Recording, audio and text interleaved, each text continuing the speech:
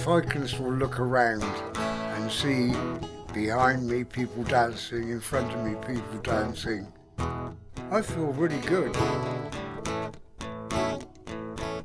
I started DJing in about 1964 probably. I cheat a bit because obviously I play stuff that everybody knows, you know. My name is Tony Clements, and Clem to my particular friends. I got a little red rooster. I'm 75, and I used to do about 5 or 6 nights a week, sometimes 7. Well, it got that it was like getting to be hard work. So in the end I retired, had a big retirement ceremony, and a few weeks later I got a call from Ali saying, oh, could you just do Friday and Saturday nights please, because all the young ones, they just play techno and people don't like that, you know. I don't know, I've been very self-destructive through my life, you know, in so many ways. So I didn't think I'd probably live beyond 30, you know, during my sort of junkie years. You know. Being a junkie and using enough heroin probably to kill about 2 or 3 people each, several times a day. People were dying, overdosing and dying. I did myself. I died once. I got bump started, you know, so I was very lucky. I mean, some people don't have that luck, you know, and they end up being dead, you know. My skills were with drawing, you know, so I used to use black ink, do a lot of drawing and then colour it all in like a colouring book, you know. When I was living on amphetamine, yes, that made a difference. What we used to call speed drawing, you know. I was trying to draw a bonfire that was in the back garden, and of course it was burning faster than I could draw it. It was changing all the time. The effects that it can have on you, you know. That was quite an interesting time. Banjo playing was one of the things that I did most of. Blues really reached my heart, you know, with music. I went from blues into country music and being a banjo player.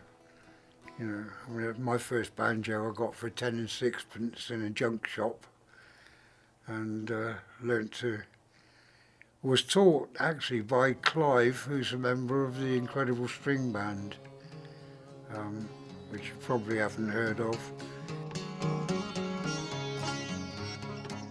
Yeah, I mean, I used to take acid several times, well, at least weekends, you know. It was just an entertainment, really. I've sat or led in the middle of a field and watched all the clouds crystallising and uncrystallising across the blue sky, you know. I went to India to get cheap supplies, went to Goa, and ended up spending a lot of time with an opium baba and smoking opium, which that turned out to be really good fun, you know. I really didn't think I'd live to be more than 30. So when I started getting into my 30s and I'd stopped all that, got bored with it. I decided that if I went back to a particular time, I'd probably do exactly the same things that I did now, you know. I was in particular situations and particular environments. There have been 1 or 2 moments that I've wondered what I would be like, you know, if I'd been staying fit and done all the fit things and so on. But I'd probably be a great deal less informed about life. Well, that was sort of me, you know, like the prisoner inside the body's haunted by the mind, you know. You ride the horse so well, hands light to the touch. I could never go with you, no matter how I wanted to.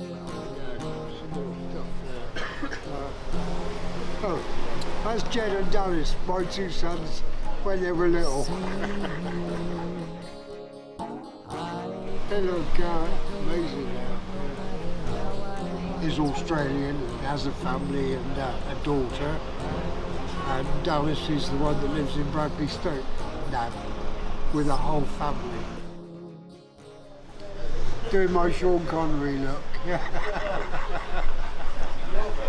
My little brother's colours up on the police museum wall, and they confiscated his colours and put them up on the wall just after the war, to where a swastika was probably about the most dangerous and the worst thing you could do. And the reason they used to wear a 1%er badge, because they represent the 1% of bikers who give the rest a bad name. School photos. God's forgiving love has set us free. Divine love now produces perfect results, and all is again well between us. I behold you with the eyes of love, and I glory in your success, prosperity, and complete good. I am forgiven and governed by God's love alone, and all is well. I don't do God stuff usually, you know, but as far as I'm concerned, you know, all this thing about you know, making everything illegal and punishment and making it a crime is wrong, because what they actually need to do is find out why such a large percentage of the population are damaging themselves and harming themselves. That's the thing that they should have their attention on. Misuse of drugs. It's not misuse of drugs, it's misuse of the body abuse, you know. And like I say, I do it more gently these days. Well, my father was a violent dictator, and he never said anything ever.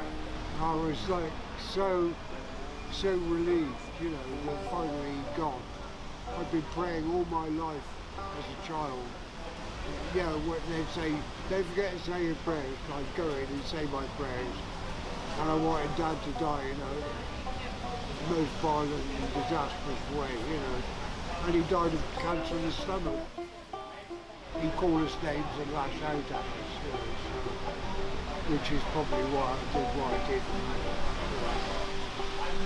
Just for a moment, I even thought there might be a God, after all.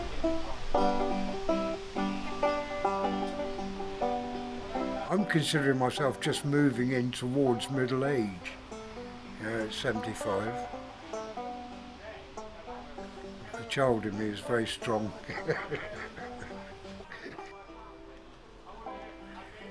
This little kid got taller and that was it, you know, that's all that happened.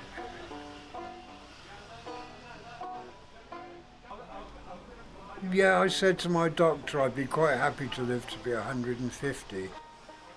And he actually looked me in the eye and said, well, we'll see what we can do. If I'm no worse off now, you know, no more unwell than I am now, at 150, I should well be pleased to be alive.